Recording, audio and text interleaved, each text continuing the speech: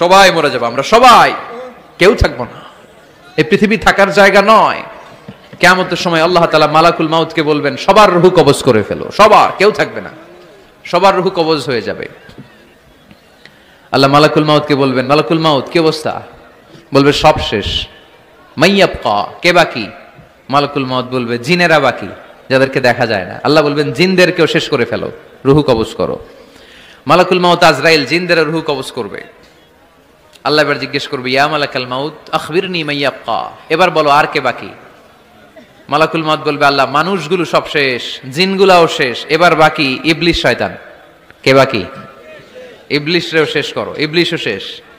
আল্লাহ আবার জিজ্ঞেস করবেন, ইয়া মালাকাল মাউতি মাইয়াবকা, আর কে বেঁচে আছে বলো? মালাকুল মাউত বলবে, আল্লাহ আপনার কথা অনুযায়ী পৃথিবীর সব মানুষের রূহ কবজ করলাম, সব জিনদের রূহ কবজ করলাম, ইবলিসের রূহ কবজ করলাম, এখন আছে শুধু ফেরেশতারা। আছে কারা? যাও ফেরেশতাদের রূহ কবজ করো, ফেরেশতাদের রূহ কবজ হয়ে যাবে। এবার আল্লাহ জিজ্ঞেস করবেন, ইয়া মালাকাল মাউত আখবিরনি মাইয়াবকা। মালাকুল মাউত বলবে, আল্লাহ আপনার কথা মতো ধরে ধরে সব শেষ, ফেরেশতাও শেষ, 4 জন ছাড়া। কয়জন ছাড়া? জোরে বলেন, কয়জন ছাড়া? ইসরাফিল, জিব্রাইল, মিকাইল, আজরাইল। আল্লাহ এই 4 জন আমরা বাকি।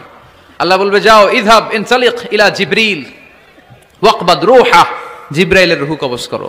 ইযহাব ইলা ইসরাফিল ওয়াকবাদ রূহা, ইসরাফিলের রূহ কবজ করো। ইযহাব ইলা মিকাইল ওয়াকবাদ রূহা, রূহ কবজ করো। ওই 3 ফেরেশতাও শেষ। এবার আল্লাহ তাআলা জিজ্ঞেস করবেন, ইয়া মালাকাল মাউত আখবিরনি মাইয়াবকা, হে মালাকুল মাউত আর কে বাকি আছে বলো?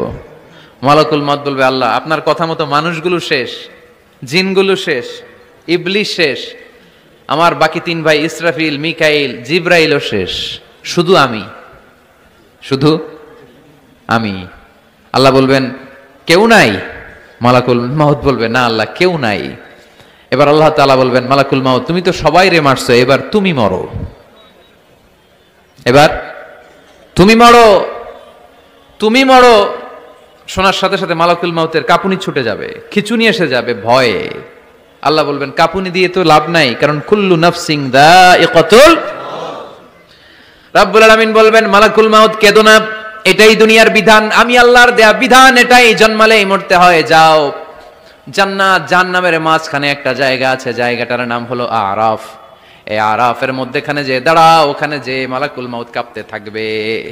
মালাকুল মাউত বলবে, আল্লাহ সৃষ্টির শুরুতে যদি জানতাম, সৃষ্টির শুরুতে যদি জানতাম সবাইকে মৃত্যুদান করার পরে, রূহ কবজ করার পরে আমাকেও মরতে হবে, তাহলে এই কঠিন দায়িত্বের ব্যাপারে আপনার কাছে ক্ষমা চাইতাম।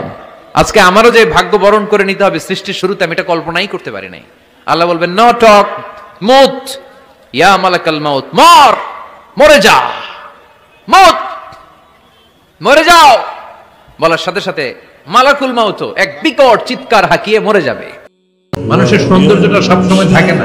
এই যে যুবক অবস্থায় আমাদের কি সুন্দর চামড়া, কি সুন্দর দেহ, বয়স যখন 70-80 হবে এরকম থাকবে? কথা বলেন না। এই কালো দাড়িগুলো সাদা হয়ে যাবে, বয়সের ভারে মিজানুর রহমান আজহারী নুজ্জ হয়ে যাবে, লাঠি লাগবে তখন স্টেজে উঠবে, হায়াতে বাসায় থাকলে লাঠি নিয়ে উঠতে হবে। কোন নারীকে যদি তার চেহারার ডিজাইন তৈরি করার সুযোগ আল্লাহ দিতেন, সে নারী তাকে বিশ্ব সুন্দরী করে তৈরি করবে, ঠিক কিনা? এটা আল্লাহ আমাদেরকে দেয় নাই, এটা আল্লাহ তাআলা নিজ হাতে রেখেছে, নিজে করেছে। তাই কারো আকৃতি নিয়ে ব্যঙ্গ করলে স্বয়ং আল্লাহর সাথে ব্যঙ্গ করার শামিল। চিল্লায় বলেন ঠিক কিনা? আজ আসি কাল, আজ মরলে কালকে। আহা, এই তো দুনিয়া। লাহু মা ফিস সামাওয়াতি ওয়া মা ফিল আরদ। যা আছে তিনি মালিক। এজন্য আমার আমার কম বলবেন। আমার আমার সব আমার, সব আমি খাবো, এরকম আসরা নেই, বলা যাবে? কোনদিন কাউকে ঠাট্টা বিদ্রুপ করে কিছু বলবো না, কখনো অন্যের দোষ খুঁজবো না, কারো নাম বিকৃত করে কোনোদিন কারো মনে কষ্ট দিব না, ঠিক কিনা?